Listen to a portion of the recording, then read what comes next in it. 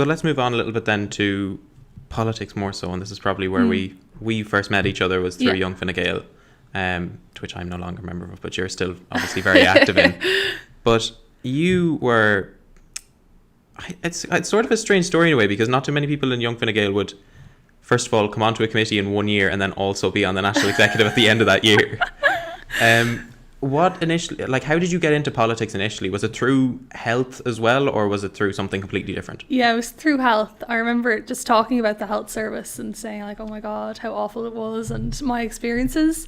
And my friend Dara said, well, you know, why don't you join Young Fine Gael and actually make a difference to the health service, because they're the people you can change. Because I knew I didn't want to work in the health service because I'm in and out of hospital a lot. And that's when I kind of said, yeah, he kind of planted the idea in my head, like, wow, like that's such a good point that everyone lobbies a politician. So, you know, it's so important that you get a politician and that you lobby them. And so they're the real change makers. So I kind of waited a year or two, wasn't really sure. I wanted to do my Leaving Cert first. And then I joined in college in first year.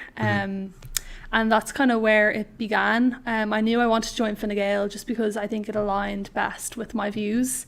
And I signed up. As you know, I went to the AGM. I didn't speak a word. I was terrified. Everyone was so politically experienced and I had never done anything like that before. So I was a little put off. But then I went back in April. And as you know, I became treasurer, God help us all. And that's kind of where the journey began. If it wasn't for the 5 friends that I initially met, I wouldn't have gotten involved, because I think even youth politics can be quite intimidating if you don't know the lay of the land or if you're not politically experienced. But yeah, no, that's how I kind of took the plunge then. And as you know, we went to summer school, we did lots of bits and bobs. And then the elections came around the corner for national executive. I didn't have any idea what it was. But then people were kind of lobbying me, I suppose, saying, would you run? Would you run? And I was like, oh God, no, like I'm not even in the place a year. Like most people wait, I think it's like at least 2 or 3 years before they run. But then I noticed there was no women for four positions on panel. So there was 6 candidates and they were all guys. And I was like, this isn't right.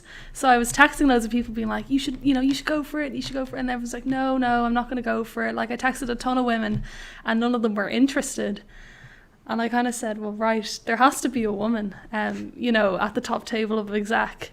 So I just said, right, let's go. And it was mad because I had no idea what to expect. I had never been to national conference before, but like I think I learned some of the most important lessons in politics and life when you just take the plunge and get involved. You learn so much about yourself, about politics, just about everything. So I'm really glad I did it, like looking back. And yeah, like it's been fantastic. Obviously sitting at the top table, you know, getting to make a difference, getting to help and do things in YFG that I'm passionate about. I have the best portfolio personally, I think, on exec. But no, it's been fantastic. I've loved it so far.